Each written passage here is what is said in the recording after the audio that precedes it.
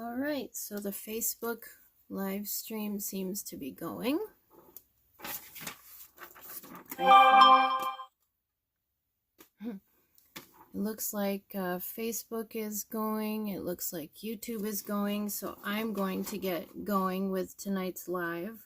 I'm going to wait a minute to see if anybody pops on here. I know I'm like 15 minutes late, and I apologize for that. I'll kind of explain what's going on and all of that for you. But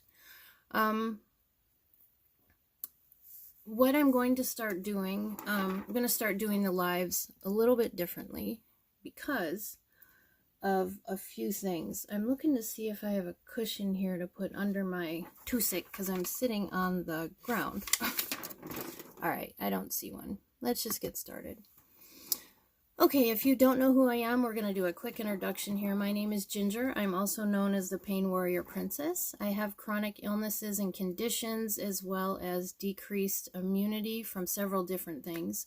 One new thing popped up for certain today, and that raised my fear level about this whole COVID-19 thing. Ratchet it up a notch. I'm going to give you a fair warning right now, guys. This is going to be a different live than normal. I have had a really bad day. I feel awful. I just spent the last hour and a half crying, so I'm going to try not to do that right now. Very little of it has to do with COVID-19, but that is in the background. So,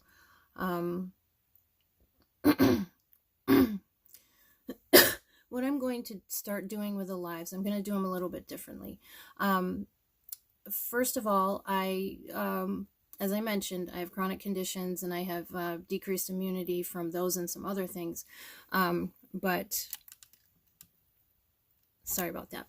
But this morning, it is confirmed that I have a sinus infection too now on top of it. If you didn't see my video earlier from when I was at the pharmacy and I was kind of explaining, call your pharmacy, there's going to be different procedures and kind of talking about why it's so important for people like me to stay healthy and people who are sicker than me. It's so important that everybody does their part so that can continue to happen. I do not feel well right now. Like I said, you're probably going to see me dabbing my face. I don't know if you can see on camera, but I am I'm schwitzy, as we like to call it. But yeah, I'll get to that in a second. But the way that the lives are going to change, just so you know, everything is still going to be sourced. Everything is still going to be, all the accurate information like it always has. That's not going to change. But what I am going to do is not go so far in depth about the White House press conferences. Those are things that you can, and I'm not saying this is why I'm doing it. I'm just telling you, I will give you these sources. So if you're like, well, now what am I supposed to do? I'll give you those sources. And I'm still going to talk about things from the press briefing that I think are important or that I can kind of shed some light on. But there are transcripts of the White House press briefing that you can read that are published every day. There's on the White House YouTube channel. They go live there every day with their press briefings.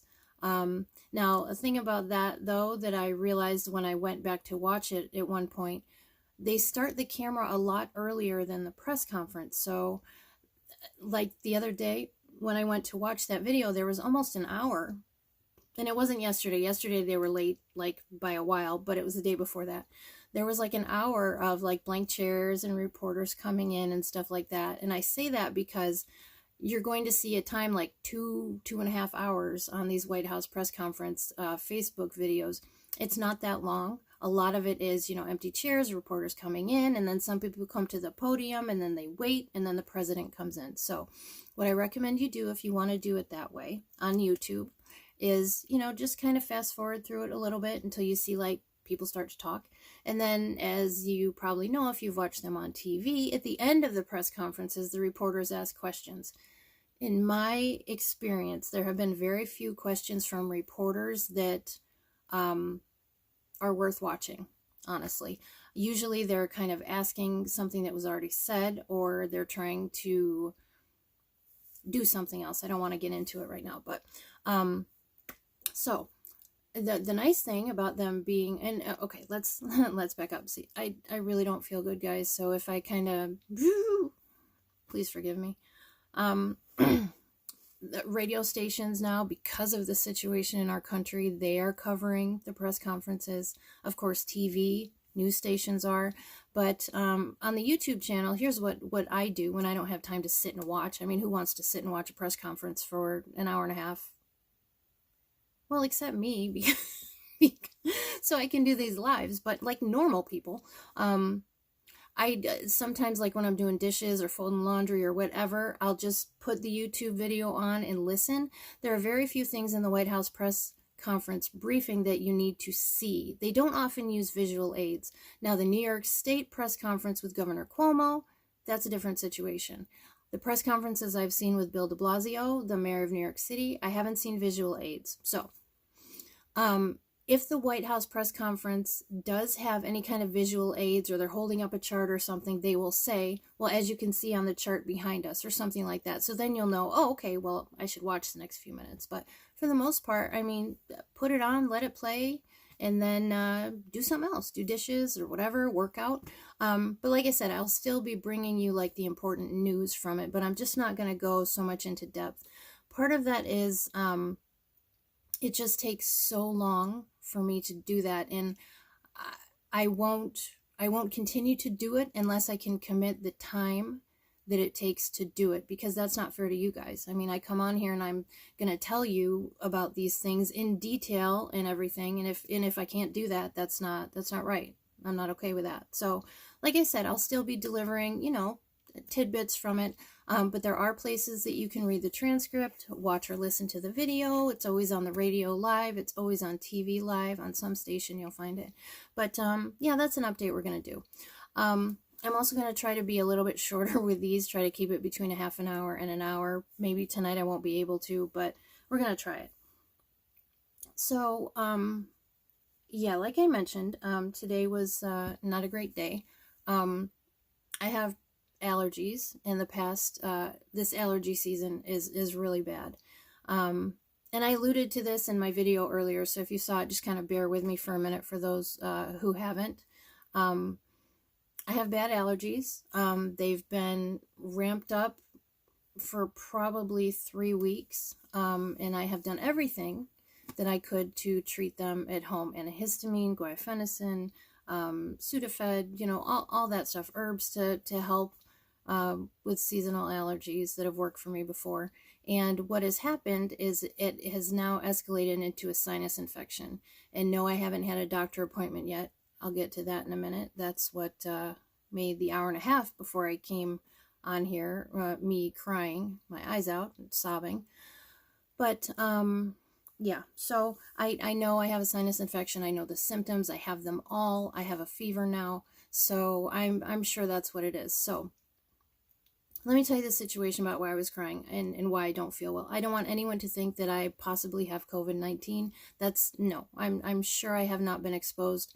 Like I said in the video earlier, in the past 4 weeks, you can count on less than 5 fingers how many times I've left the house. And I've always used hand sanitizer, always washed my hands, being extra careful. Like even when I drove to my pharmacy today, I had no choice. I had to go. Nobody else could pick up that medicine. It has to be me. I even drove with the windows up. I only sinus infection, not COVID-19. I didn't let outside air come in through the vents. I recirculated the air in the car. I went on rural roads for as long as I could. Does that make a difference? I don't know. But there were less people on those roads, less cars, whatever I could think of to do, I did. So, yeah. So, anyway, went to the pharmacy, came back. I made a telehealth appointment. I called to make it yesterday, and they scheduled it for, yes, they are open on Sunday, so I was right about that. They made it for Tuesday. Of course, when you make an appointment with a doctor, telehealth or not, they have your account up, and they went ahead and made the appointment. I downloaded the app. Everything was confirmed. Everything was good. My appointment is tomorrow at 1:15. I know exactly what to do. So yeah. Now, I got a call at about $650, and they were saying, well, we have to cancel your telehealth appointment because there's an outstanding balance on your account. Well, the problem is that that's an outstanding balance that health insurance that I have through ACA should have paid. It's from 2018, and what they did was I changed my primary care provider to this doctor. I have confirmation of it, not only a screenshot of the actual screen where I submitted it and it was approved, and I have the date that it was active. Way back in 2018, February 2018, I have a printout of that. And for whatever reason, and I know it was saved in the account, for whatever reason, a couple days later, they changed the primary to somebody else that I don't know, never seen, didn't request a change. I had been fighting with my insurance company since probably the end of March 2018, because that's probably when I would have gotten the bill. I know it's been a long time. And it took them almost a year to send me a letter saying, yes, so-and-so is your primary care physician as of February, whatever it was, 2018. I got that letter in December of 2019.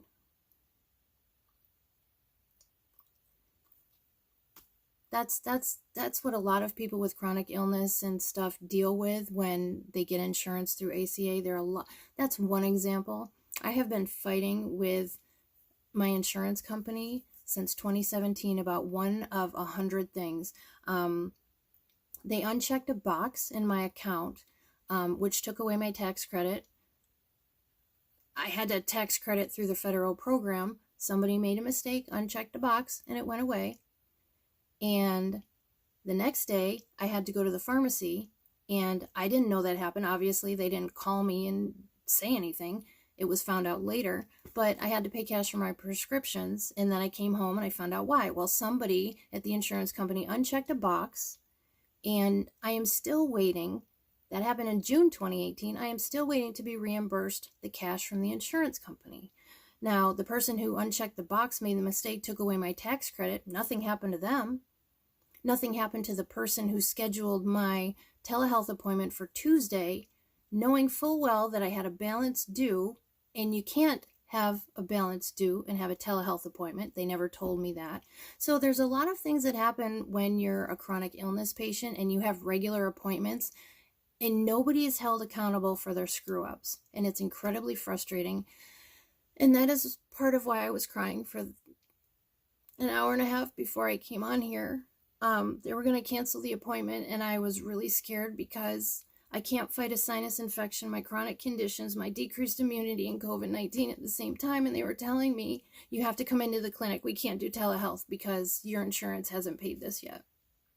And I didn't want to pay them cash. It was almost $200. And the last time I paid cash for anything medical after insurance kicked in and paid what they were supposed to, I didn't get a refund. They don't do that. So I was left with a choice of, you'll have to come into the clinic. I'm trying not to go near anybody right now. And they were like, well, you have to come into the clinic. And I said, I'm not doing that. You know my situation. You know how important it was that it be a telehealth appointment right now with everything going on. So, long story short, we made arrangements. Not me in the doctor's office, me and my better half, and I still have the telehealth appointment Tuesday to get some antibiotics, kill this sinus infection before COVID-19 gets too close to where I am. So yeah, that was the hour and a half before I came on. So if I'm puffy, if my eyes are red, that's why. If I'm schwitzy, it's because of the sinus infection and the fever that I have. So, banner day. All right. So let's talk a little bit about the press conferences. I am going to try to keep this short. Better Call Saul is on soon, and I really would like to watch a TV show and get a break from this. But there were some things from New York that were kind of disturbing that came out. A lot of people are saying, well, why don't you just get more ventilators? Why don't you just get more masks? Why don't you just do this? What has been going on in the market, and Governor Cuomo talked about this, is that companies that have ventilators, I don't know if it's the manufacturer, I don't know if it's a distributor, I don't know if it's a consortium, I don't know what it is, but they cost between $16,000 and $30,000 right now. Now, obviously, in a regular market without a pandemic going on, they're going to be closer to 16,000, maybe even less. I don't know for sure. But there's price gouging going on, but it's not really price gouging, and I'll explain in a minute what I mean by that. And then Governor Cuomo, like I said, not last night because I didn't go live the night before that, these face masks used to be 80 cents a pop, and then they were $4. Now they're $7 each. That was in the span of less than 48 hours. They've gone up that high. Now, it's not price gouging in this instance because guess what? You have to put in a bid. So the governor puts in a bid for how many ever face masks at a cost of $4 each. That was the last price that was going on. And then he said, and then I get a call and they say, well, Illinois offered us $6 for a face mask. And Cuomo said, okay, I'll give you $7. And that's what's going on. So it's disgusting. It's I don't know. It's just, I think these people are scumbags that are doing that. There's a difference between capitalism and taking advantage of a situation. It just really upsets me. It's just not the right thing to do right now. But anyway, so that's part of the issue with the masks and the ventilators and getting them to New York State. Because, like I said, I've seen people writing online, they just need to get more ventilators, get them there, get more masks. Well, it's not exactly, okay, I'm going to go to Walmart.com, put 10,000 masks in my cart, and poof, it ships to me. That's not the way that it works when you're a government entity trying to buy something. So, okay. So, I want to talk for a minute about Mayor de Blasio of New York City and Governor Cuomo of New York State. I don't know if you have seen any of the press conferences with Mayor de Blasio, and you guys know if you've been watching these lives, I don't like to get political. I don't think it's the time for it, but in this particular case, it is long past the time for it because New York City is in a crisis right now. And in my opinion, from everything I've seen, read, understand, it is squarely on the mayor's shoulders. Governor Cuomo can only do so much, and I'll tell you a couple things that had happened between the two of them.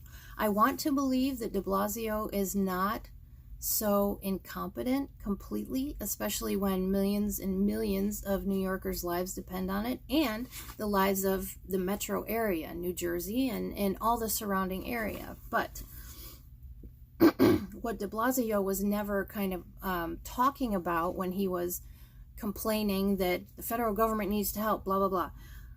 There are rules on who does what in a situation like this, and usually anyway, but in a situation like this, there are rules. The federal government does this. The state government does this. The local government does this. Now, from the press conference today with Cuomo, one of the things that Mayor de Blasio was supposed to do was submit a plan about how they're going to kind of help with the population density issues in New York City, because there were people going out congregating in parks and, not doing the social distancing, not, having big gatherings and stuff. And I'm going to read the quote that Cuomo said as soon as I find it on my notes here. I don't need that. Give me 2 seconds here. Let me look for my quotes. It came from a reporter's question, actually. Quote, I told the mayor of New York City, he didn't mention him by name. He said, I told the mayor of New York City and others yesterday, or maybe he did. I'm sorry, I'm thinking of a different quote. He did. Like I said, guys, I don't feel good. I have a fever. Sinuses are just putting pressure on my toes that are so bad. Let me try that again. I told Bill de Blasio and others yesterday to give me a plan. 24 hours ago to give me a plan, but I haven't gotten it yet. So, Mayor de Blasio was supposed to ask 24 hours before the New York City press conference this morning to put a plan together. And he hasn't fucking done it yet. 24 hours? He doesn't have 2 hours to waste. He doesn't have 24 minutes to waste. So, it's just incredibly frustrating because I was never a fan of Andrew Cuomo. I was a kid when his dad was governor in New York. I liked his dad. You know, the Democratic Party went a little bit different since then. Don't need to get into that. But Cuomo is sitting in these press conferences every day, and he's running through all this stuff, and it's hard, taxing stuff to talk about, but he's doing a great job. He's got the slides. He's doing everything that he can. And de Blasio can't even send a plan to him about his own fucking city. I'm sorry. I'm disgusted with this man. And like I said, you guys know, and especially if you read my post, I do not want to get into politics right now because we have much more important things to worry about. But de Blasio is fucking up big time. Excuse my French. I don't have nearly enough subscribers to get ad revenue, so I don't care. I'm going to cuss. And I've had a shitty day. So, there goes another one. It's frightening to me that New York City has this man at the helm, because he's, you know, I even said earlier today to Duke, I'm like, he can't be this clueless. He can't be this, I can't do anything till the federal government does. He can't be like that. It must be that Cuomo is like, look, I'll be the bad cop, you be the good cop. I can't believe that this man is so incompetent in this situation with his city. I can't believe it, and I'm disgusted by it. So Bill de Blasio is a waste of space in this situation. Complete waste of space. He is screwing up left and right. Cuomo asked for a plan 24 hours ago. Well, 24 hours ago this morning, my time. Has been well over that now. We'll see tomorrow morning if Cuomo ever got the plan. But you guys don't have 24 minutes to waste in this situation. So de Blasio is just, he's screwing up left and right. I wanted to get that out because, I don't know, it's just, everybody is trying to do their part. Every single person, except de Blasio, who sits there and just wants somebody else to do his damn job. Like I said, man, I've had a bad day. I don't feel good. I was crying an hour and a half before I got on here, so somebody might get unleashed on besides him. Excuse my cussing. I hope it wasn't offensive. But there's going to be more, so get used to it. All right. So in today's press conference, I'm not going to go through all this. Look, all these freaking notes that I took. I can't, guys. I can't do it tonight. I gotta go rest and get this sinus infection under control. I did want to say, though, everybody's talking about, we need more testing. We need more testing. So on the 13th of March, the FDA gave New York State the authority to do the COVID-19 testing in all labs, in all labs that are in the state. It was before that they could only be done in certain labs. Now it's all labs. In 10 days, so between the 13th and the 23rd, they went from doing 1,000 tests a day to doing 16,000 tests a day. So it is ramping up. They are kind of getting the throughput, getting the backlog, getting all that done. But I want you guys to understand, like we talked about before, that means there are going to be a lot more positive cases. That doesn't mean that the sky is falling.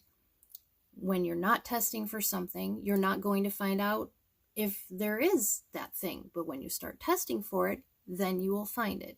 So I just wanted to explain that. Guys, don't panic. It's expected. In fact, he even said, in stats, I love stats, so he said that they're doing more per capita tests than South Korea, which was the gold standard. So they were doing 20,000 a day at the peak, and New York is double the population. New York City, no, sorry, excuse me. I hate fevers. New York State is double the population of South Korea. Bullseye, hun. Oh, is that about de Blasio?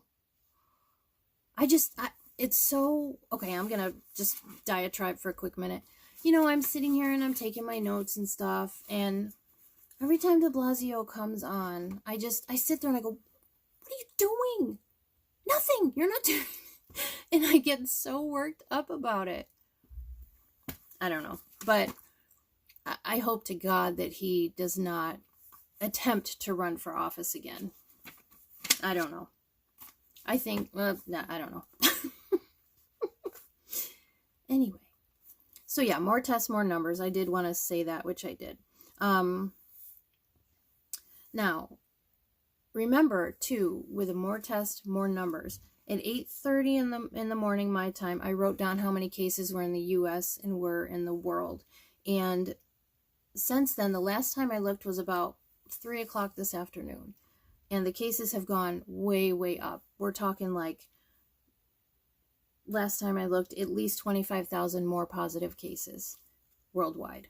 Again, don't panic about that. Yes, these are big numbers. Yes, they are scary, but they are expected. I'm not a doctor, I'm not a scientist, but from what I have gathered from the news conferences and the doctors and what they're saying about the labs and the backup, if it gets to the point where the backlog is caught up and they are in one day testing 10,000, well, how many did he say they can do? 16,000 a day. Okay, let's be conservative. And they're testing 10,000 people in a day. And then when those test results come back, there's 8,000 positives, which there won't be because that doesn't seem to be the history, trajectory, what the data is telling them. But if it gets to that point, then we need to really kind of think of it in a different way. But for now, there's still a bit of a backlog in the labs, and they're trying to process everything. And that new testing kit that I told you guys about last night, the point of care, the night before, the point of care one that takes about 45 minutes. Once that starts being put into use, we're going to get results a lot quicker. So yes, the positives will go up with that too. We're just in the beginning of this whole thing. So just keep that in mind. I don't want to say anything that will scare anybody, but it's just realistic. We are just in the beginning of this right now. So, all right, I got to move on. Better Call Saul is on soon. I'm sure you probably heard by now they're putting up field hospitals. I'm not going to talk about like the ships that are coming in to handle some medical surge, SURGE they call it. You might have heard med surge, that term, MEDSURG, medical surgical, but this is med surge, SURGE. So kind of, we're going to go there. And those are not, from my understanding, for the COVID-19 patients. They're to take people who don't have COVID-19 out of the hospital and put them on those ships or in those other, what do they call them, field hospitals, so they can keep the most critical patients in the hospitals, in the ICU, where the vents are. Okay, yeah, I talked about this supply bidding. It's just, I think it's disgusting, but. So, they did talk too about, in the New York State Press Conference, about an experimental drug or a serological drug from antibodies. Now, if you saw my live on March 21st, or even if you didn't, go back and check it out. But I talked about antibodies. I talked about IgG and IgM antibodies. So, basically, the serological drug that they were thinking they would develop is kind of what it's kind of explained in a post that I did before. So the way that would work is there are probably people who are walking around right now, or will be in a month, 2 months, 3 months, that did have COVID-19, didn't have symptoms, didn't get tested. Maybe they didn't realize if they didn't have symptoms, they shouldn't be getting tested, but they probably didn't have exposure at all, but they got it. And it was so mild that they didn't have any of these issues. The symptoms were not bad enough to trigger them to call the doctor, to have the doctor order a COVID-19 test and go get it. So like we talked about the other night with antibodies, your IgM antibodies are the ones that come out at first. It takes about 2 weeks when a virus enters your body and your body doesn't recognize it. So IgM is like the soldiers going to work, trying to get it out. Remember, I used the Jeffree Star reference, like this virus, we don't know her. This virus, we don't know her. So IgM takes about 2 weeks. IgG antibodies take longer. They take longer to be produced in the body, show up in the body. But what it means, if somebody has, and remember I showed you on my test, I was tested for a specific virus. It was Epstein-Barr. So what they would do in the serological drug that they're looking into from antibodies is that they would test people who they think had it, wasn't bad enough to get tested, didn't have symptoms, or they were extremely mild, and they have recovered. So they're going to take these people's blood, see if there are these antibodies. The way they would do it is test to see if the COVID-19 antibodies are there. Again, the IgG and IgM tests are for a specific virus. That's why I made such a point the other night of saying, hey, these people that are telling you to see if your immunity, your IgG for the COVID-19 virus, you can't do that, because if you haven't had COVID-19, you're not going to have IgG antibodies. So the fact that they're touting it as, know what your immunity is nonsense. Okay, but that's pretty exciting. That could be a very good thing, but it is a little while into the future. So hospitalizations in New York State, right now it's 13% of cases. It was hovering around 17 to 18%, sometimes 20 to 21%. So that is very good news. What that means is that the people who are positive are not, some of the people who are positive are not sick enough to need to be in the hospital. And when they're in the hospital, it's probably heading toward being in the ICU if it's that bad. That's my understanding. But again, to go from 21% of cases at the highest down to 13% of cases needing hospitalization, that's good. Let's talk about some other things. So yeah, like I was saying, so of the 13% of cases that need to be hospitalized, 24% of those need to be in the ICU. So that means 76% of those that need hospitalization do not need ICU. And that also means they don't need a ventilator. They're not that critical where their lungs are not able to bring in oxygen and shoot out carbon dioxide. So that is good too. Too often we hear the statistics that are bad. Not often enough are we hearing, yes, they might need to be in the hospital, but they don't need an ICU and a ventilator, which are apparently in short supply. And companies are taking the highest bid on, basically. Again, Cuomo said he's taking full responsibility for the economic impact on his state, and it would really be nice if Bill de Blasio would actually kind of nut up and say, yeah, I'm the mayor of New York City. Maybe I should kind of throw my hat in the ring since I was elected to represent you people and take care of things in my city, but whatever. So there's also something going around where people say we should only isolate the vulnerable, because if we isolate everybody, people who are healthy enough where they might get the virus and show no symptoms could infect the people who are vulnerable. I'm sorry, guys. I'm schwitzy from the fever.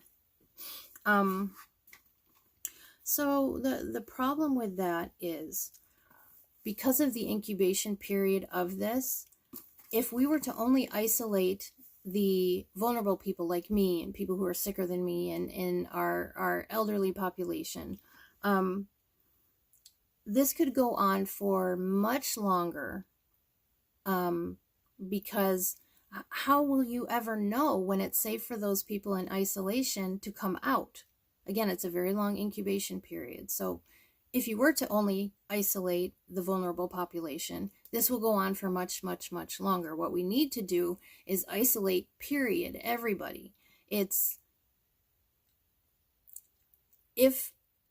I'm vulnerable and I'm isolated with my better half, and he happens to be healthy enough to not have symptoms and have a very mild case, but he gives it to me, at least we know that it's going to be over at a set time.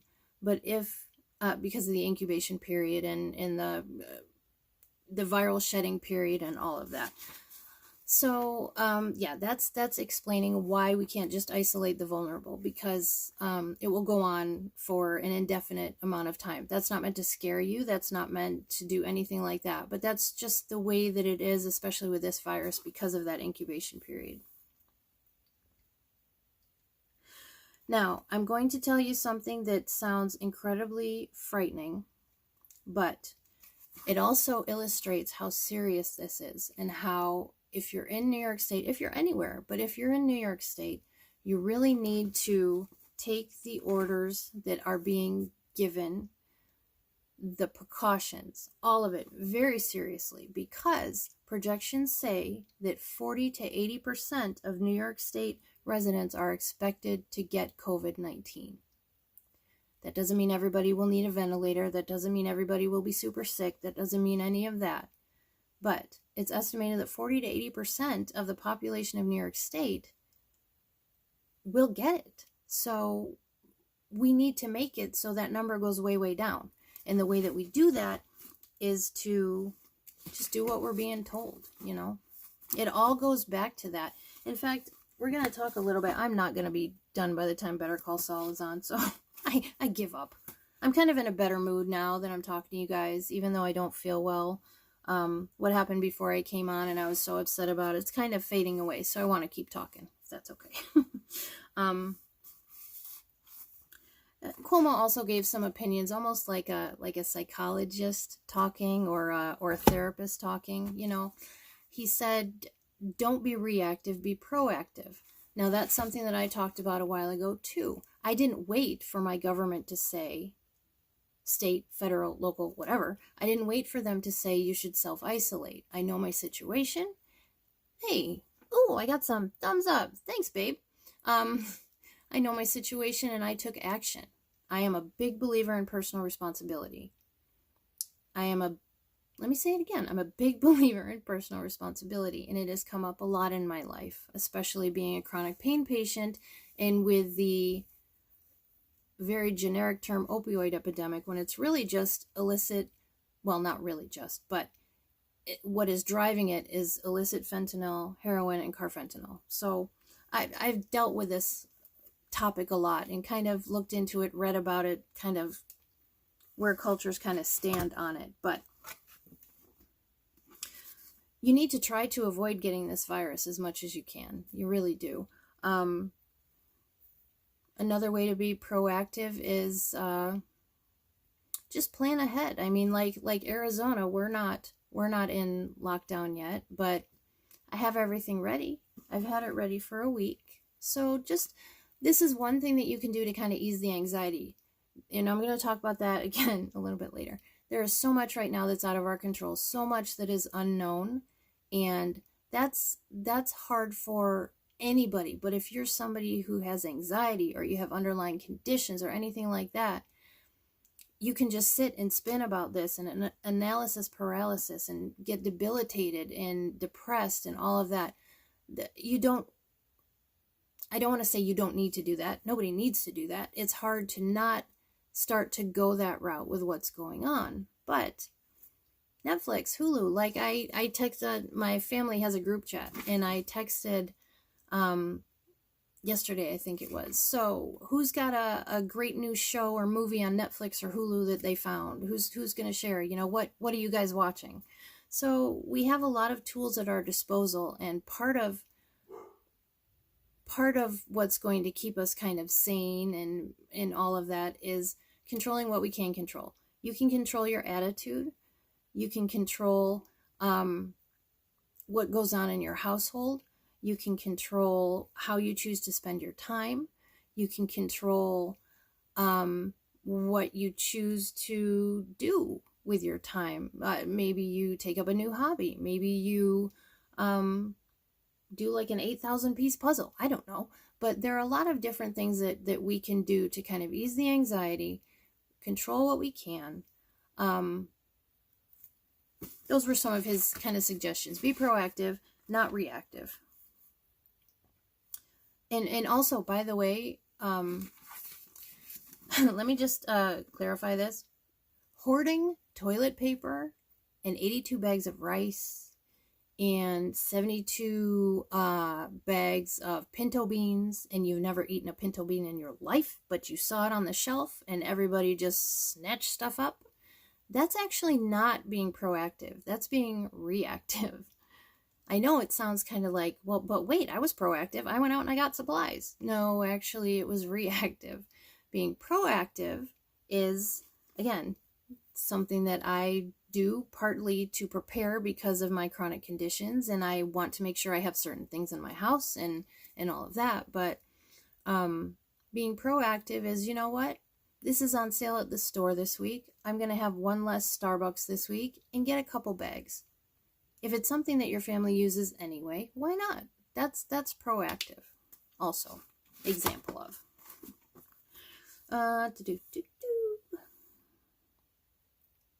So a couple days ago, I kind of tried to drive the point home that this actually could go on for months. If we're not doing the 15 days like we're supposed to, it could go on for months. I hope to God it doesn't. But what's most important right now is controlling the spread of this virus. And there are certain ways to do that.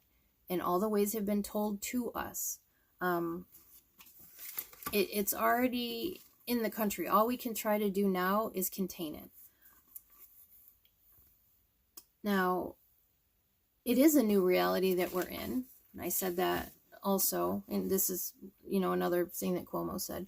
It's a new reality. That doesn't mean that nothing will ever go back to normal, but it means that we have some new realizations about things that can happen in our world that maybe we weren't exactly expecting would ever happen. So it is going to be a new reality, but humans adapt, right?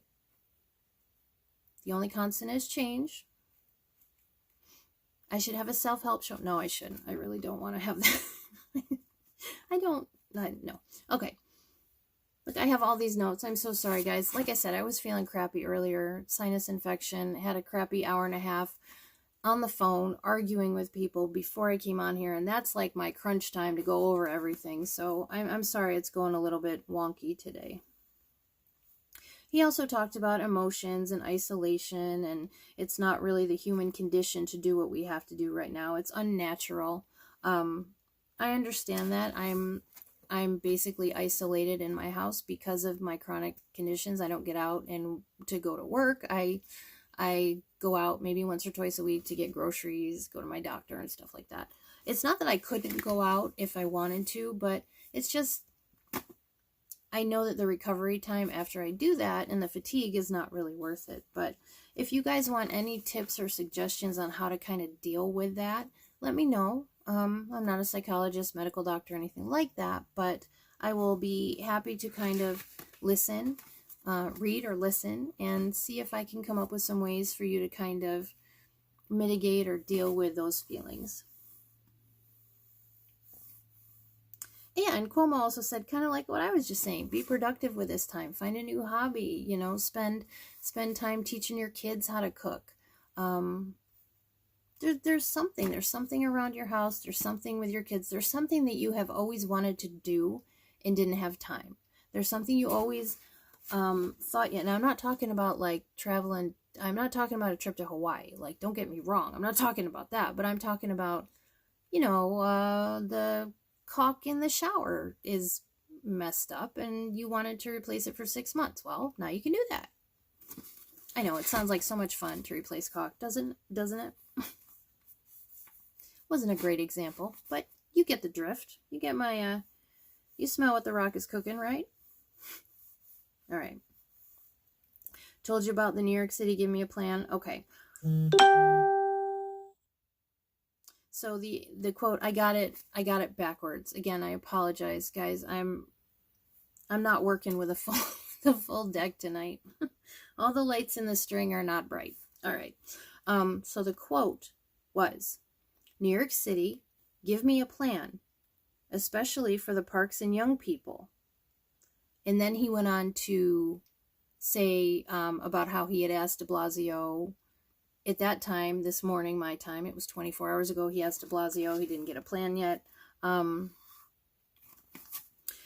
He even addressed that some people are asking, is the cure worse than the disease? Cure meaning isolation, social distancing, all this stuff. That is the dumbest thing I have ever heard. Well, no, I've heard a lot of dumb stuff. A lot of dumb stuff. That's one of the dumbest things I've ever heard. No, it's not. The what we have to do right now is not worse than the actual virus. You know, and I've kind of been going at people online about this because I think it's incredibly disrespectful for people to make this political.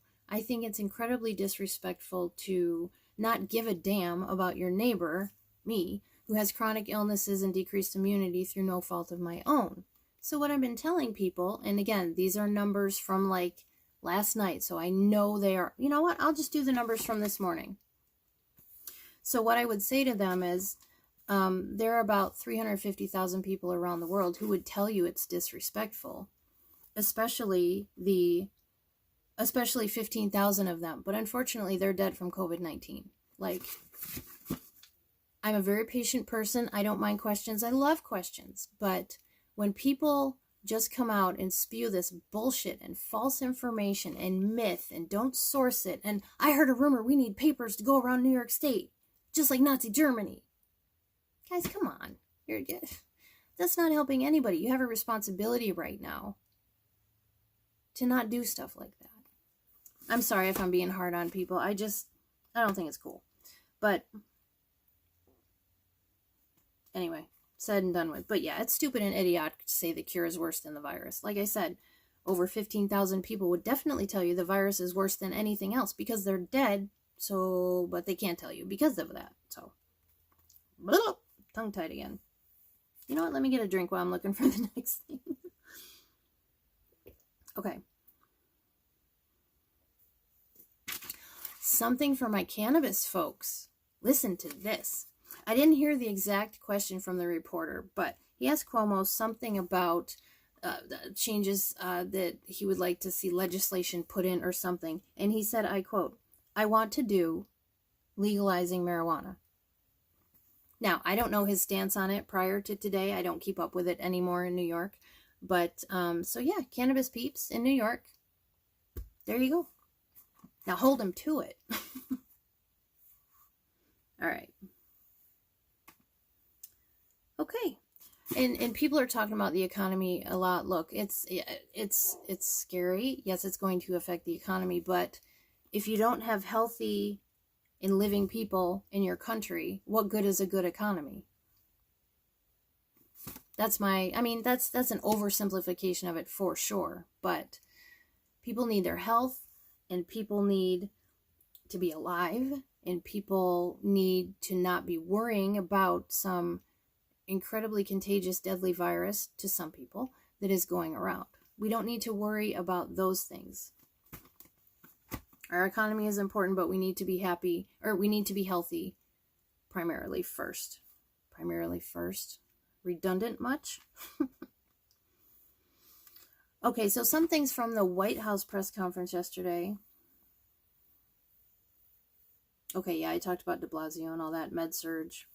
Okay, so the press conference, the White House press conference yesterday, again, I apologize, I did not go live last night. The press conference was just so late that I didn't have time to do my usual OCD-ness and write everything up, so. But some of the things they talked about yesterday, I do remember, and it has to deal with the sheer numbers of masks and gowns and booties and all that they're ordering. They talked about what FEMA's doing a little bit. They clarified what the National Guard does, which was a question. Well, not really a question that I got, but we're going to talk about that in a minute. But there wasn't anything really on the actual virus front, the medical kind of stuff that I'm most interested in sharing with you guys. But again, you can read the transcript of it if you would like, or listen to the video from YouTube. I will put links to the White House channel and the other stuff. I'm going to put together a post tomorrow about it. I don't want to keep making like the live post descriptions so long and stuff. I'm trying to come up with also, if you haven't seen the post about it, I'm trying to find time to do a document about all the posts on COVID-19 that I've done. It's like, okay, here's the Facebook link, and this is what that post was about. Here's this link, here's what that one's about. Because a lot of people are saying, this person said that COVID-19's been around since November, and because she was really sick, and all these people around her were sick, and I had answered that previously. If I had the link to send my friend, I could be like, okay, here's what I know about that. So I am going to work on that, guys. Okay.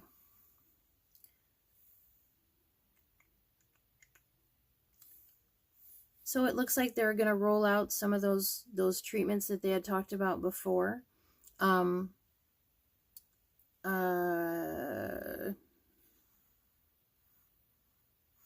Starting to give to patients tomorrow in New York City. Sorry, I couldn't even read my own writing. It's blinding headache from my sinuses, kind of makes letters vibrate sometimes. I am so sorry. And I had fibro fog, so what can you do? All right. So, another important thing. There is an executive order that as of earlier today was going to be signed. It might be signed by now, to prohibit hoarding and price gouging. So let me clarify that.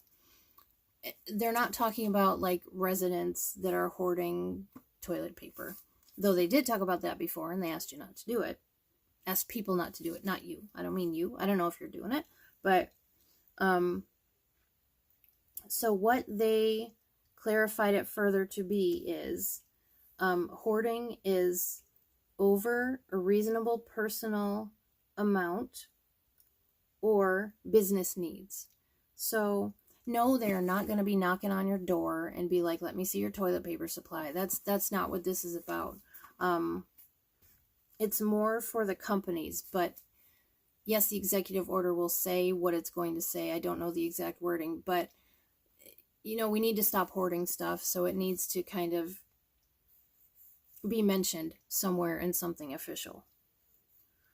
But the price gouging is disgusting, and the people who are trying to take advantage, I mean, they're exploiting the situation, they're exploiting the suffering of people. Like I said, I think the people who do that stuff, again, it's insulting to the 350,000 people who have this virus in the as of this morning. I know my numbers are off; they're much higher now. And the over 15,000 people who have died, in my opinion, it's not right. Okay, trying to read that word. Dang it! Oh, you know what? Reading glasses might help with that. Been a rough day. Okay. Now it's so clear. Okay. They're talking about consumer and wholesale with the hoarding and the price gouging. So what they had said was, like, if you have a warehouse of supplies and you're a company or you're a wholesaler, and for whatever reason you are not moving them out to market as you normally would, or if when you're moving them out to market you are doing what's called price gouging. There are different price gouging laws. I believe most states have them, but basically what it is there's like a usual retail price for something, and when somebody price gouges, they severely increase the price, like exponentially. It is not price gouging if you increase the price. Usually it's between like 10 to 15% of what it normally is. But like I told you with the masks, though, in that case, it's not price gouging because it's bidding that's going on for these things. But the prices, just talking about the prices and the numbers in terms of 80 cents, then it went to $4, then it went to $7 a mask. It's ridiculous. Regarding the hoarding and the price gouging and the people taking advantage, there are people that are selling fake vaccines online. COVID-19 vaccines, they're fake. They're completely fake. And I kind of made a couple posts about, hey, you know what? Take a couple minutes, read through twice what's on offer in the description and everything else, especially if you're not familiar with the seller or it's not the exact product that you have gotten before. And the example that I gave was somebody had sent over a link to face masks, which is awesome, is great. They are called dust masks in the Etsy description, so I'm not saying whatsoever the seller is trying to pull one over on anybody, but they say dust masks, and then when you click the description, it says they're not approved for antiviral or not qualified for antiviral, whatever it is. It's on my page, you can see it. So we got to be careful of that for real. Hush hush. Why did I write hush hush? Sometimes I make the strangest notes. Oh, hush hush. I know what I was talking about. If you have like a warehouse of all these products and you're keeping it on the down low and you're not wanting to send them out to where they're supposed to go. Okay.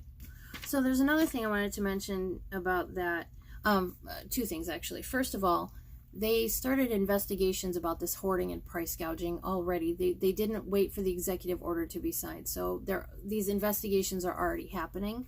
But there was a story that I read about, there were like 2,000 links that they found online, and Interpol found online for selling stuff and scams and all this other stuff. So there were like over 100 people arrested in like, I think it was 30 countries, but they're taking it really seriously, which I am very happy about, because I posted early on weeks ago about, on Amazon, someone is selling 4-ounce pump of hand sanitizer for like $30, or they're selling it for $4.99 with $80 shipping. So that's definitely not the way it normally goes.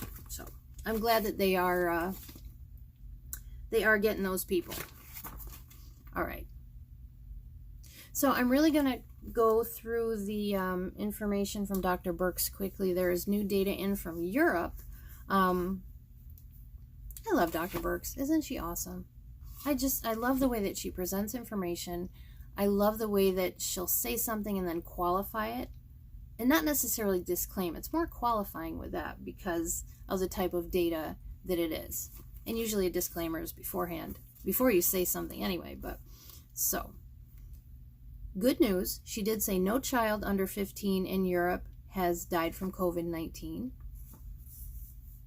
But there was, unfortunately, in China, a 14-year-old patient that died. Now, that's one patient. And this is not a clinical study. This is not a scientific whatever. This is a report, like an anecdotal report. Well, anecdotal in the sense of it's just one thing and they can't tie it to like scientific type study. God, I'm having such a hard time thinking. I'm so sorry, guys. But I wanted to come on and do this live because I committed to do it. And yesterday I didn't. So forgive me if I seem like I'm just in outer space right now. I kind of feel like I am. Sinus infections are not fun.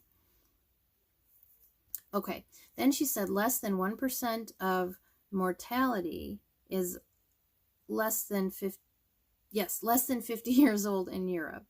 But they may still have severe disease. So what that means is, of the people under 50 in Europe who get it, yes, they may get really, really sick, but less than 1% of them will succumb to COVID-19. So that is good.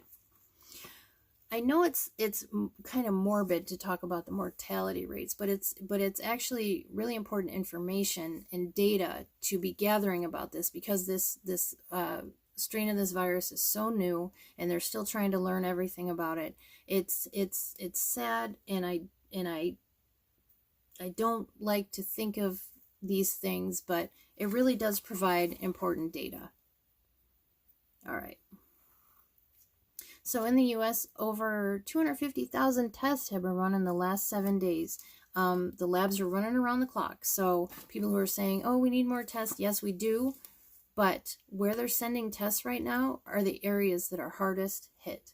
So Right. And why are they doing that? I'll explain it to you. By the way, the areas again are New York City, Los Angeles, Washington State. The reason they must prioritize sending those tests to those places is because that's where that's kind of New York City is the epicenter of this. So they really want to get the tests there, test whoever needs to be tested so they can kind of stop this from spreading so much.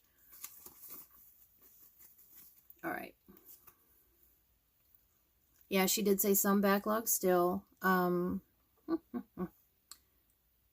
Yeah, I still can't read my writing. It's not important. I know it wasn't because I didn't put it in red. All right. Oh, I know what it was. Okay, so there is some backlog in the test still, but patients who are in the hospital they kind of have to prioritize those as well. So they really have to figure out, does this patient have COVID-19? They're sick enough to be in the hospital. We need to prepare our resources just in case. So they need to make sure that they can treat that patient when COVID-19 progresses. The self-swab test, they talked about that again. The self-swab test is literally exactly what it sounds like. You would swab yourself.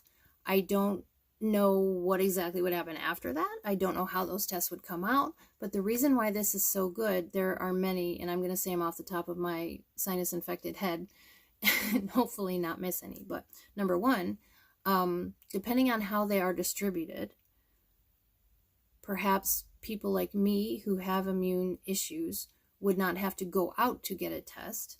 Number two, a lot more tests can be done quicker that way because they're not using the resources of a medical staff to do it.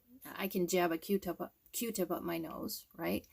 The other part of that is if you're not using the staff to have those tests done by them, then the staff is not using the PPE that is in short supply. So there are a lot of benefits to the self-swab test for sure, especially when it's something like this virus that is so very contagious and literally a pandemic all across the globe.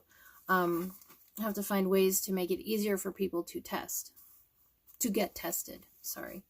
When I say get tested, it almost sounds like go get tested. That's not what I mean. I mean, get tested for COVID-19, not indicating motion anywhere necessarily. So she did say, all right, I don't want to say that. I want to double check that before I do, but, okay. She did also indicate the testing parameters have not changed. If you don't have symptoms, you don't need a test. If you have like allergy symptoms, but you don't think you were exposed, you don't need a test. There are certain symptoms to look out for when you need to get a test. Those have not changed, regardless of whether it's a self-swab at this point. Now, they might change that later on if they want to test more people in the population, but that's not anything that they have planned right now. Okay.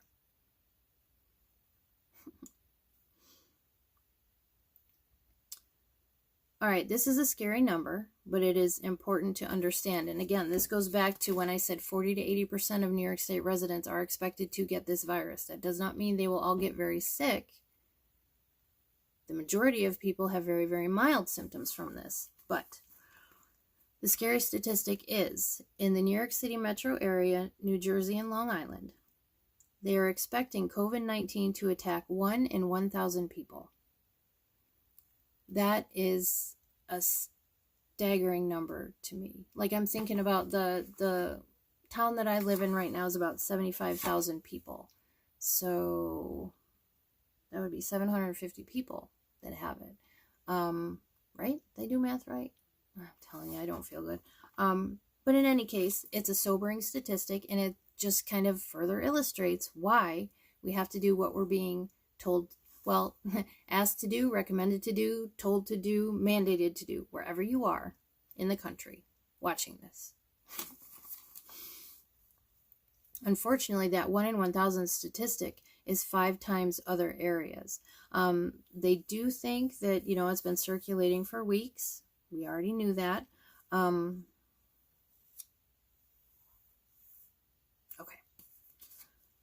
Oh, so I noticed something kind of interesting, and I don't know if it was on purpose, but knowing how it works with when you're writing remarks for someone to say, and you keep getting asked the same questions, you kind of change the way you say something.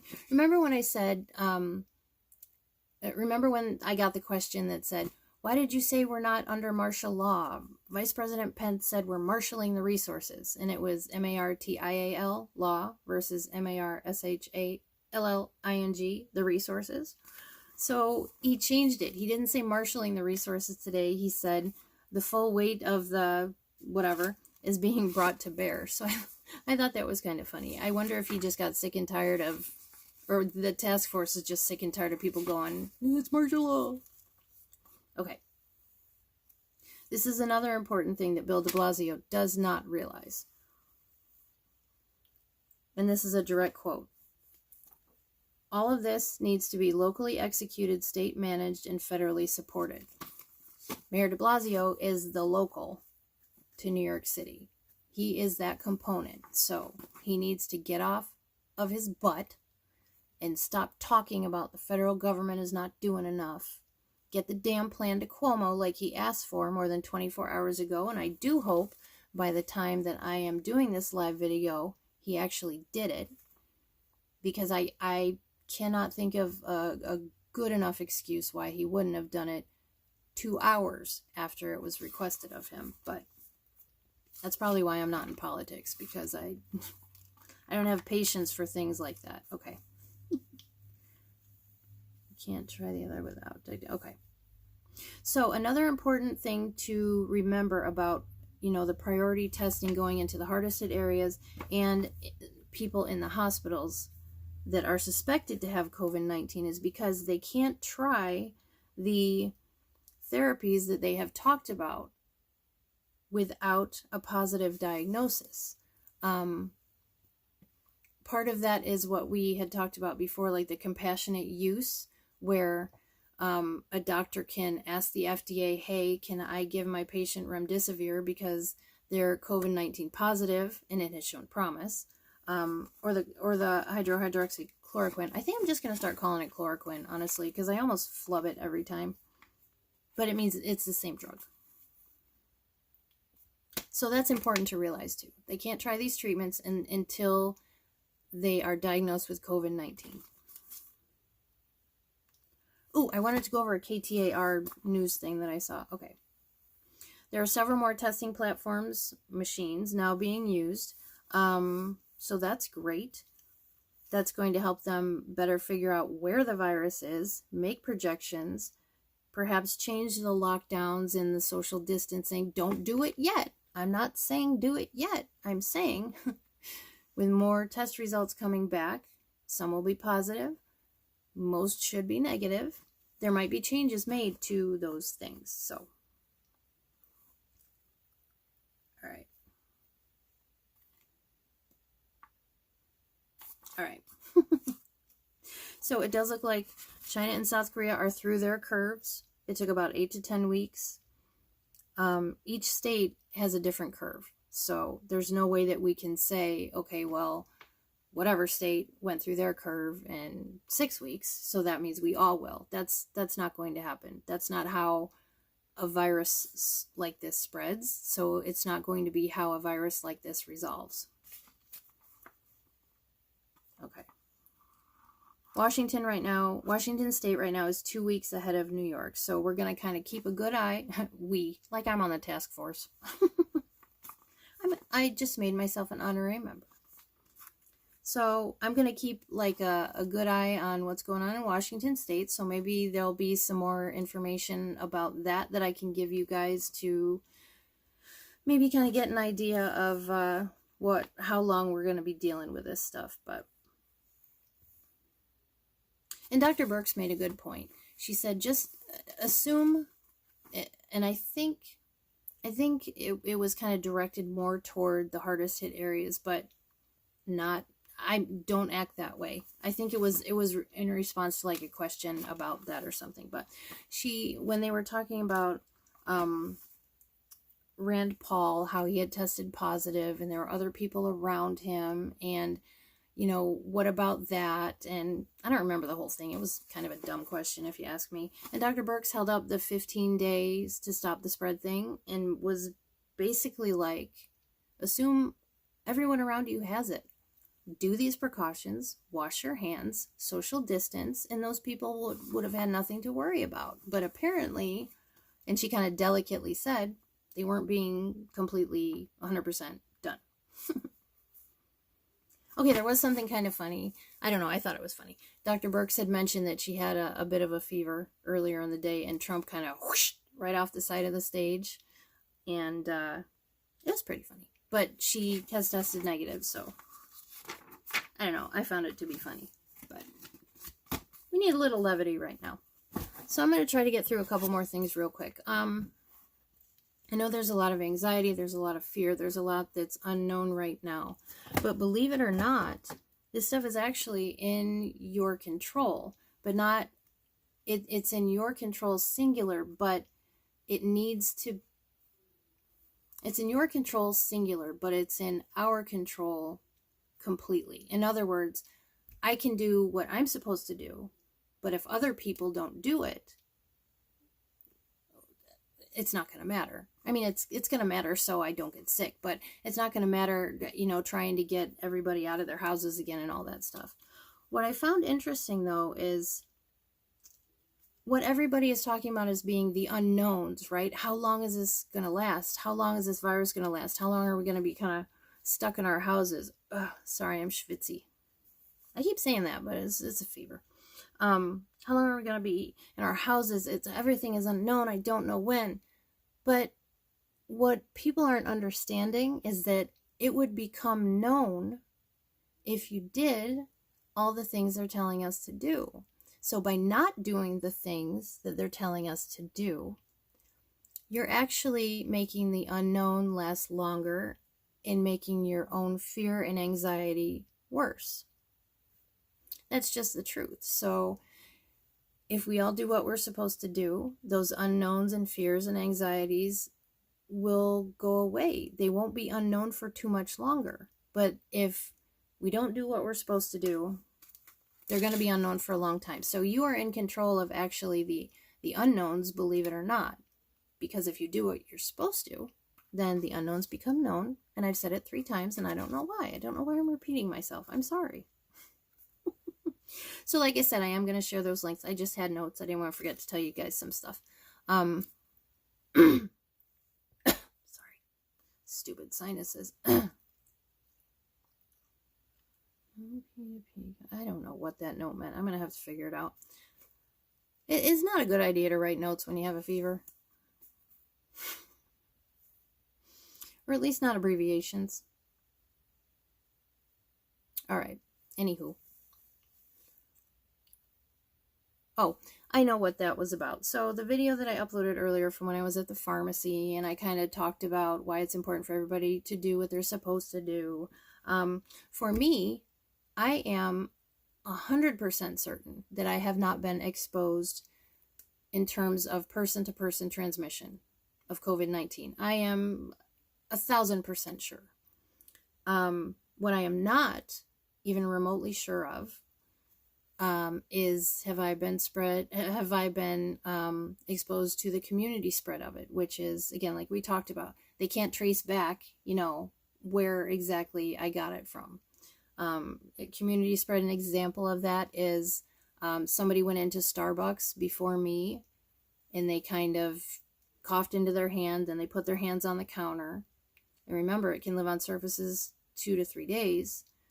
So then I go in 20 minutes after him, and I kind of put my hand on the counter for whatever reason, and then I get infected with COVID-19 if I touch my face or lick my palm for some dumb reason, which I wouldn't do. That's community spread. So the reason I'm making this point is, again, to illustrate how important it is for people to do what we're supposed to do right now, especially because you can be asymptomatic and be shedding the virus all over the place. So it's kind of scary for people like me right now. We can control the person to person, the potential of person-to-person spread, for the most part. I'm trying to think of an example. When would I not be if I'm doing what I'm supposed to be doing and self-isolating and all that? But the community spread, we can't. So that's why everybody needs to pitch in. There's only so much that I can do. Just like trying not to get the sinus infection. I did everything in my control, did everything I know how to do. So that's why it's important. Another reason why it's important, I guess. All right, I did talk about those links that I'm going to put up. Let me see if I have time for a couple questions. And what did I say I was going to talk about tonight? Did I even get to any of it? Why this live is short. That was an hour and 15 minutes ago that I started. So this live is not short. All right. Have to laugh. I really have to laugh. Okay, let me just see if I can pull up some questions.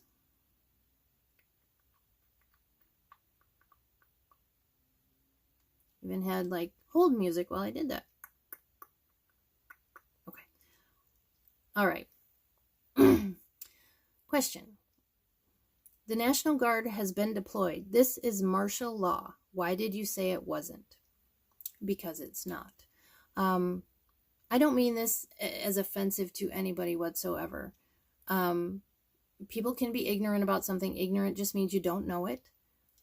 And that's okay. But to make certain statements, to me, I kind of have an issue with. This to me is not being ignorant of a fact. This is saying, this is what this means when this happens. And then saying that I didn't know what I was talking about. People don't understand the difference, I think, when there are boots on our soil. National Guard is not the Army. The National Guard they're more domestic. The National Guard is deployed so many times. Bad snowstorms, floods, tornadoes. National Guard goes out and helps when the states deploy them. Again, and we're not under martial law. The federal government doesn't send out the National Guard. Again, that's each state does their National Guard. Let me see what other notes I had. So yeah, I wanted to give this example, and I am going to read it. I'm sorry. I wrote these notes 2 days ago, and for the 895th time that I'm saying it, I'm not feeling well.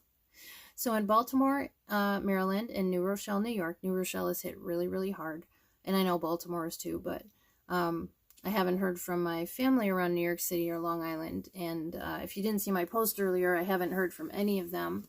And there are 3 of my relatives in Kentucky. So one in Kentucky. Well, the family is in Kentucky.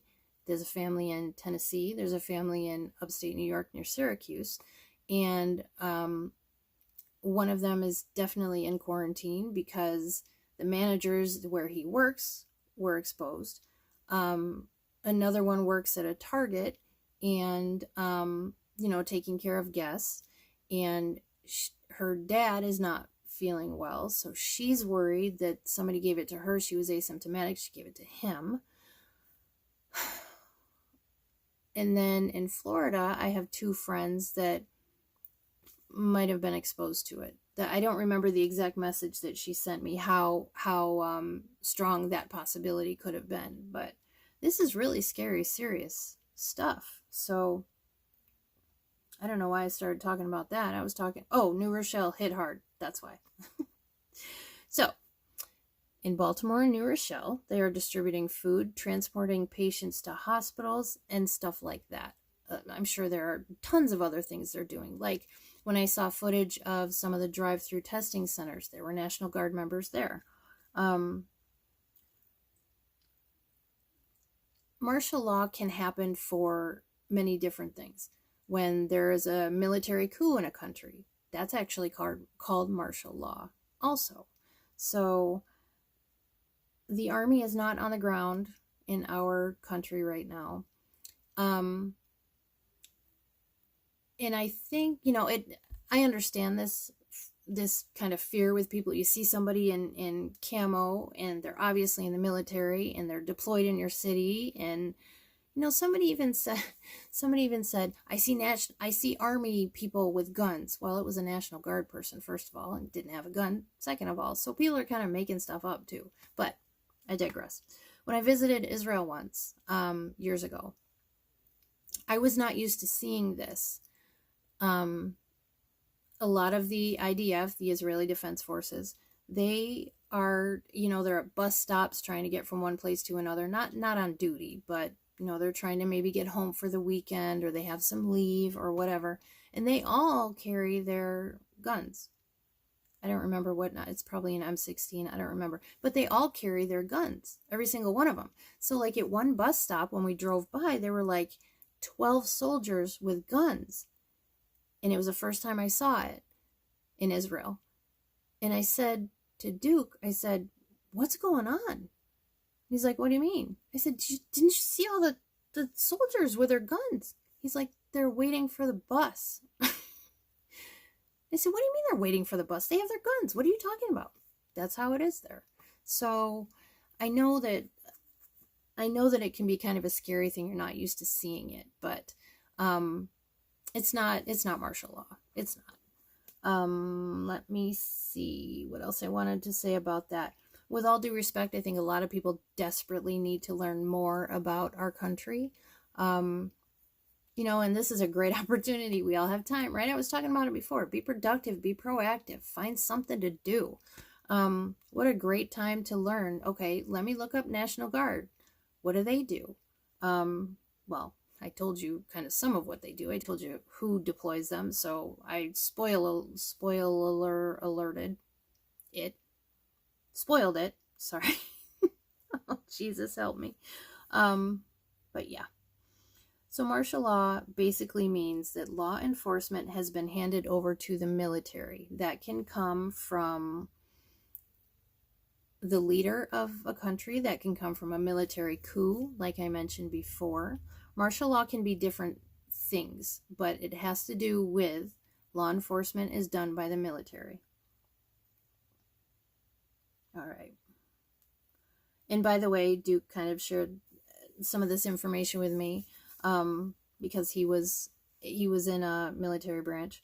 In the U.S., the process is different than from that in other countries. And it was so weird. The other night, the movie I Am Legend with Will Smith was on, and it just so happened right before we were talking about this martial law thing, because I wanted to ask him to make sure that I understood it, because I was going to answer this question, not last night, the night before when I was live. And on the screen, he goes, that's martial law. So it's the scene in I Am Legend where Will Smith and his character and his daughter are kind of heading through, new comment. Well, let's see the new comment. Are kind of heading through the crowd, and they're trying to get to the helicopter, and there's a guy in front of him kind of leading him to the helicopter. That was an example of martial law. I'm not talking about the citizens in the street. I'm not talking about that. I'm talking about that situation was an example of martial law. Okay. Is civilization as we know it ending? This comes from, this is something that I kind of wanted to discuss. This comes from a post, and it was, I don't remember what the item in the store was. I really don't. But people were kind of fighting over some product. And my answer to that is civilization starts to end, starts to break down when we stop being civilized. Now, that is not the actual definition or whatever, but think of it that way. If we stop being civilized, then yes, our civilization will start to have those issues. Oh, and also from like a practical point of view, infrastructure and essential jobs are being done, but obviously, like I said, this is a new reality. So changes will come out once we are out of this pandemic situation. Changes will come out of it. Things will be done a little bit different. Yes, I don't know what those things are. I don't know what the differences will be, but that will happen. Okay. Somebody said to me, why is their husband is a technician with Cox out here, and Cox provides cable services as well as Wi-Fi or wire internet. Oh my goodness, I am so sorry. So yeah, they provide that. In our society, yes, Wi-Fi is pretty much essential for so many things. You can go on the internet using your Wi-Fi and find out news about COVID-19. There are how many websites set up with news and information and the precautions and how to wash your hands and all of these other things about COVID-19. Obviously, the CDC is one. The World Health Organization is another one. Your local newspaper or news station is another one that will have information for you. So yes, we get our news using the internet now more than, if it was when I was a kid, then no, obviously, there were a lot of newspapers then, and that's how it happens. And a lot of, 6 o'clock news comes on at night, and that's how it happens. But also, so many things are done using the internet. So paying bills, for example, and I'm not saying it has to be done that way, but that is a way that it is used. Banking, that's important. Remote managing certain things is done by the internet. That's important. Cloud-based applications, you have to have the internet to access those. So yeah, I know it seems weird, but yes, internet access actually is essential in our day and age. This one kind of made me laugh. Yeah, I had a little bit of a rant last night, but I got it out of my system. So I am back to my patient and lovely self. The question is, how can you be so patient with all the dumb people out there? And Deborah, I like your comment. Oh, please learn something new. Absolutely. I mean, not only is the timing right for that, but yeah, I think it's pretty important. Like when Duke was becoming a citizen, he had to take a test. And he knew some stuff, and this was long ago, long before me, but he knew some stuff that I didn't know. I think it's kind of important to know about the country you're living in, especially with all these changes and all these unknowns and stuff. If you see somebody in a uniform and the National Guard is deployed, look them up, see what they do. If you want to understand what a clinical trial is, look it up, learn about it. If you want to understand, how the Senate is going to be able to vote if Senator Rand Paul is still in quarantine when the thing they're working on comes up for a vote, look it up. Learn something. That's right, Deborah. Learn something.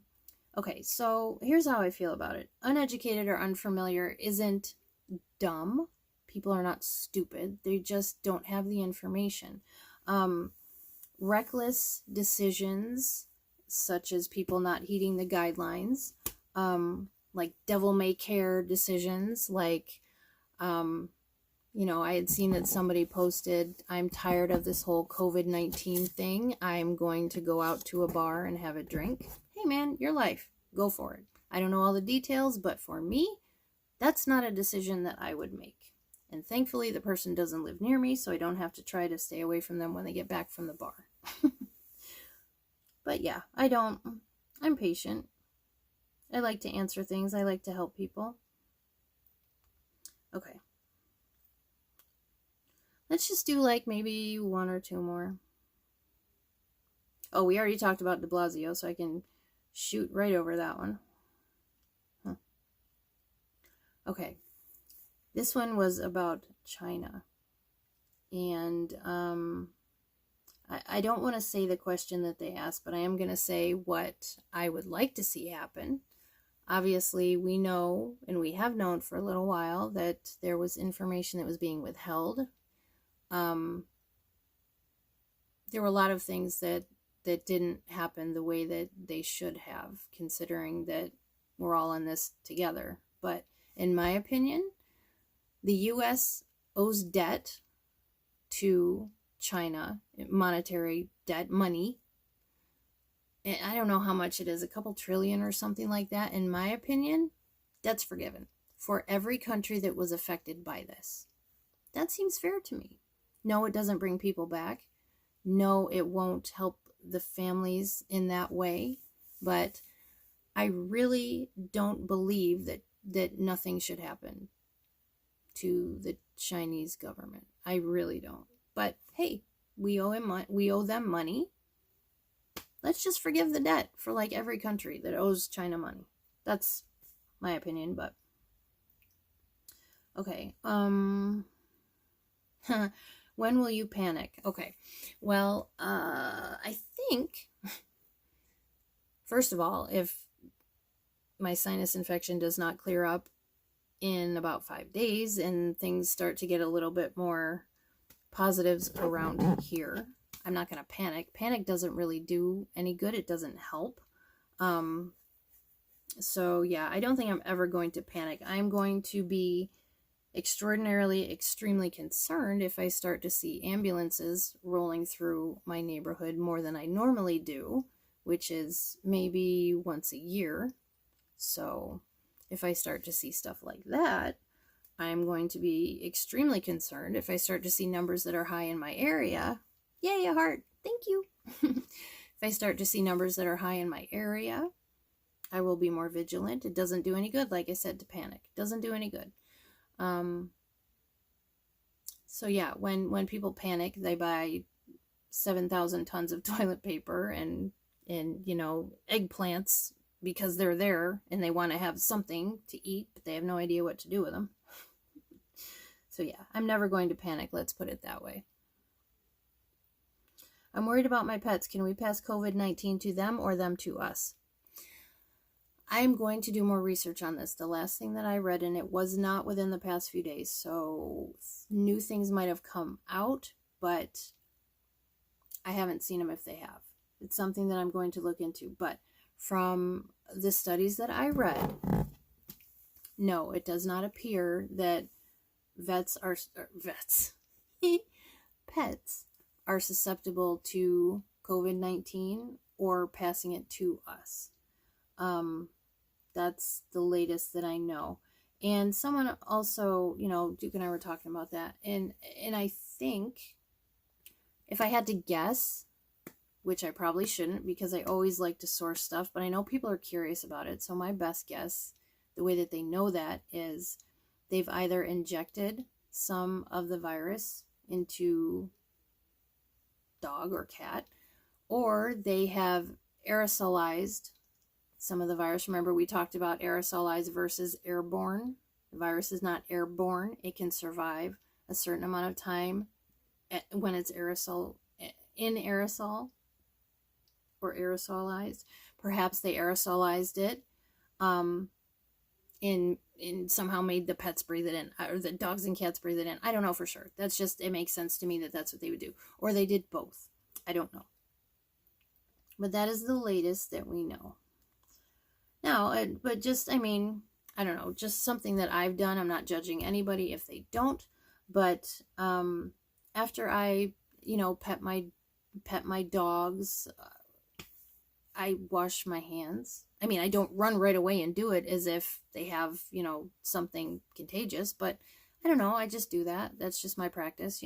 Dogs go outside and it's very dusty here in Arizona. And when the wind blows, the dust kicks up and it gets in their fur. Or sometimes I like to tickle between their little toes. And we all know what dogs walk on their paws. So that's a good idea too. We have to give our dogs medicine, and sometimes we have to kind of coax it in their mouths. So I wash my hands after that. So to me, that's just a practice that I've done. So if you're concerned about your pets passing it, then, you can always do that, or just use hand sanitizer when you're done petting them. Okay. All right, so my video earlier kind of talked about this, but on day 6, or day 7 it was, which I think would have been yesterday, don't quote me on that, of our 15 days, I started to notice COVID-19 fatigue in my news feed. Before it was, every post was about COVID-19. That's natural. It just started, came out, scary thing. But then they all kind of disappeared. And we all know Facebook algorithm does weird and wacky things. But I noticed that the post the post started to go, thank you for laughing.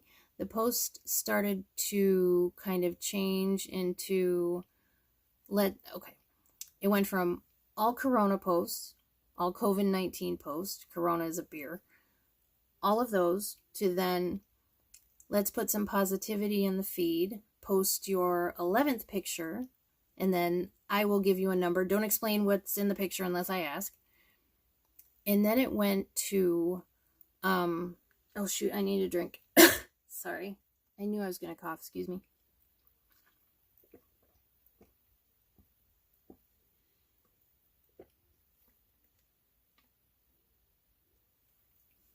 So then it was like, let's put some positivity in our feed. And then it started to become, I'm so tired of the Corona everything. That's all anybody's talking about. And then, or there were kind of memes, or there were just, people weren't taking it as seriously, I could tell. And then people started saying, not everybody, some people started saying, I'm done paying attention to the coronavirus. I'm done. I'm getting back to my life as normal. Okay, good luck with that. Whether that means going out and not paying attention to those kind of things, I'm not sure. But what it definitely did mean with these people when I read it is that they're going to stop thinking about it. They're going to stop following it every day. And my response to that is, well, fuck you then, quite honestly.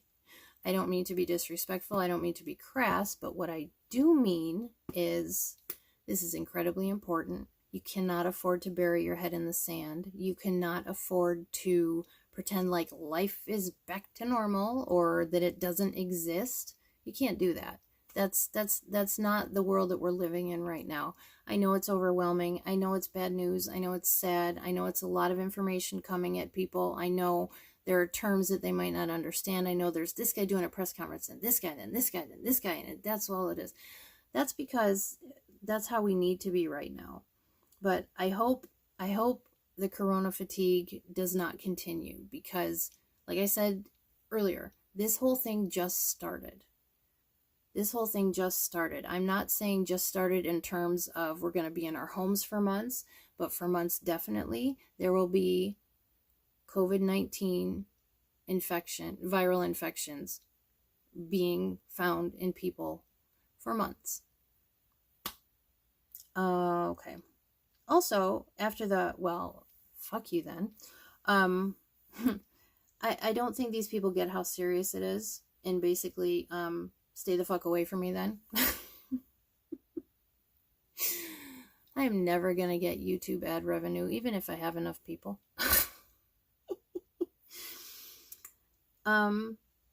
I don't think they understand asymptomatic. They don't understand pandemic and how serious pandemic is, or risk, or common sense, or whatever. But don't get me wrong, I do get it. Part of me does get it. But if you have people in your life like that are over it, and I don't understand why we have to do this, and it's so draconian, like they're suffering in their home with Wi-Fi, fully stocked with food, all the paper goods they could probably ever need in their lives. They get time. Well, I don't want to say they get time. If they can afford to, or they were not essential, they're home from work. I'm not saying that's a good thing. I know people have financial obligations, but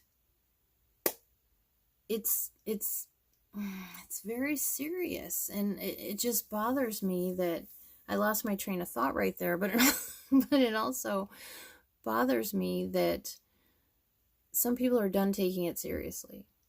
It really does. I know what my train of thought was. Oh man. Between fibro fog, a sinus infection, not having a great day, I should just shut up and get off of being recorded like this. I wrote a long reply to somebody who basically did not understand or did not think that we should be having such measures, what they're doing in New York, what the self-isolation, the quarantine is recommended and that stuff. And I don't get it. Why are we taking this so seriously, and all the panic, and the flu kills tens of thousands of people a year, and why is the flu not getting any media attention? So I wrote a long post explaining all of it, why. And it just so happened that it came out to be 19 points, 19 kind of bullet points that are numbered. I kind of didn't plan it that way, but it came out that way. So it is extremely long. If you want to share and forward it, feel free to. Anything that I post about this, please share, forward. If you belong, or if you're part of a group on Facebook and you think that it would be useful information there, please share it there. Share the YouTube channel that I'm doing there. Share anything and everything. I just want to get the word out to people. And like I said, I know that post is really, really long. Probably some people will not read it, but I did it more for me to know that I did what I could. I explained why it's more serious, and I did what I could. What people do with that information, or if they choose to digest it, that's not up to me, but I did what I could for that. So it's a very long post, like I said, but if you're interested, check it out. I'm trying to think of what else I posted earlier today that I did want to kind of make reference to. The pharmacy thing was really important because it talks about the pharmacy video, I should say, because it talks about, make sure you call your pharmacy, find out what different things that they're doing. A lot of kind of consumer alert type stuff. Oh, I know the other thing I was gonna, oh shoot, it's on the other phone. All right, well, it's on the phone that's recording for YouTube. I don't remember all the details, so I'm going to speak in more general terms than I normally do because I don't want to misspeak or give inaccurate information. There was we got a news alert from one of our local radio stations called KTAR. It came in as a text, and basically the title of the article was, "Man dies after trying," well, I don't remember what it was. "Man dies after trying remedy," or whatever word they used, for COVID-19 that was touted by Trump. That was incredibly misleading. But that's how they get people to clickbait. I get it. But what had happened was, the man and his wife bought the chloroquine, but it wasn't like pills from a pharmacy, right? You can't get that unless you have a prescription from a doctor. And this man was not COVID-19 positive, neither was his wife. But they found online some information that there's some chemical used in aquariums, and it's called chloroquine something. I can't remember the other word. I want to say it was phosphate, but don't trust this brain right now in terms of trying to remember stuff or read what I've what I've written. Well, make out what I've written. But yeah, so this gentleman decided to purchase that product and take 3 times the amount, basically, that would be an equivalent dose of the actual chloroquine medication that you cannot get for treatment of COVID-19 unless you have been tested and you are positive. So this guy did not have COVID-19. His wife did not have COVID-19. He bought this chloroquine online. Obviously didn't have a prescription. Obviously didn't consult a doctor because he wasn't positive or anything. And took 3 times the amount, like we said. Unfortunately, he died. And his wife was taken to the hospital too. She got very sick. And I think either she's in the hospital or she recovered. But what really bothered me about the news piece is the way that it was written. Because the way that they refer to these drugs is basically not safe, which is bullshit. This drug is safe. Doesn't mean it's safe in every single medical condition that someone takes it for, right? We talked about that the other day. The FDA has approved chloroquine, hydroxychloroquine, or whatever you want to call it, for certain things. The evidence, like we talked about the other night, that 40 people did well in recovering from COVID-19 when they were given that, you know, kind of shows promise. We talked about before why it's not false hope, and I explained from my experience. It doesn't mean it's not safe just because this jackass bought something online. No positive diagnosis. He shouldn't have done it. No doctor, no prescription. So many things that he did wrong. But the news article called it not safe. And that's bullshit. It's not that it's not safe. It's been safe for decades. It's been used in something else to treat something else for decades. It's been used to treat malaria for decades.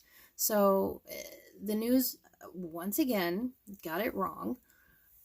So if you happen to see that article going around, first of all, it was kind of almost blaming President Trump because he touted it. Like, it's not President Trump's fault that this idiot went out and did this, and his wife followed him. Like, if he jumped off the Brooklyn Bridge, is she, like, right behind him? Like, this. Personal responsibility, folks. It's so important right now. And between that and common sense, we got some issues with that, but you can't, in my friends that are on here in the chronic pain community, same idea. It's not the doctor's fault if a patient is given a certain dosage of a prescription opioid medication to be taken a certain way for a certain condition over a certain amount of time. It is not the doctor's fault or the prescriber's fault or the drugstore's fault or the pharmacist's fault or Purdue's fault. If you found the article or the video I did in Pain Warrior USA, we'll talk about that in a minute. It is not their fault that these people used it in a particular way that they weren't supposed to, and they weren't instructed to by their doctor. And it's not President Trump's fault that this guy did this. So how can you blame him? It's stuff like that in the news that bother me, because now people read it and they're like, oh, it's not safe. And now they're scared because that's a treatment now that is not a possibility because KTAR, some reporter, said it's not safe.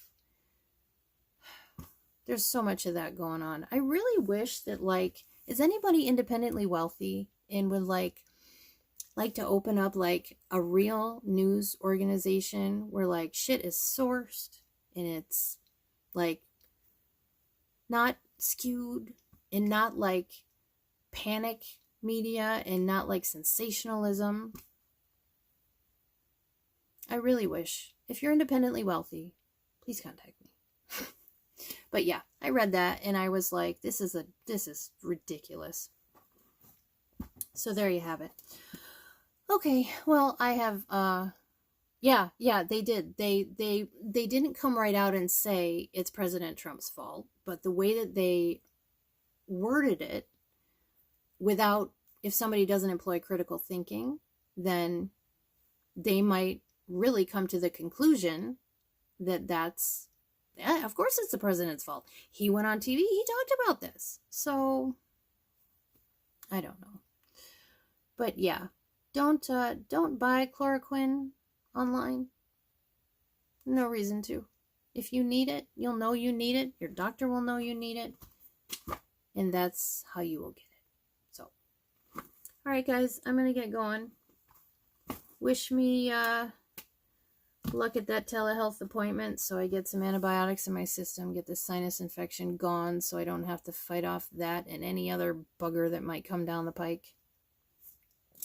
Okay guys, I don't know what time I'm going to do this tomorrow. We've been really busy again with stuff for the marketing clients, but I want to try to do them earlier. I'm trying to get this all worked out the next couple of days. I didn't really have a plan when I started these daily live videos other than to share information and debunk some stuff and make sure news got out that was sourced and verified, and lending my expertise as what I call a professional patient for, oh wow, like 75% of my life I've been dealing with this. So I will figure it out. It will get organized. It will be more, like regular every day. You can count on a certain time and all of that, but it's just me running the show. So all right, guys, have a good night. Stay safe, stay healthy. If you have any questions, let me know. I know I said the other night we're going to start doing some more fun things. I just didn't have time to kind of prepare it. And because we run a business from our home, I didn't want to be, in the kitchen kind of making a video while he's trying to work. That's not cool. So I'll figure it out. I will. I have some cool hacks. I have some cool recipes. I have some fun stuff. So we're going to do that. And coming up really, really soon, I'm going to do that thing that I talked about where I can tell you, like, if you sing this certain song in your head from like the beginning of this verse until this point, that's 20 seconds. Or this song, well, that happens to be 30 seconds of an easy to remember kind of segment. So we're going to do that. And I'm going to get going. I think I've been saying that for 20 minutes. Okay, have a good night, guys. Stay safe. Thank you so much for hanging out. Let me know if you have any questions. Stay tuned. More news to come tomorrow. Have a good night, guys. Good night, YouTube.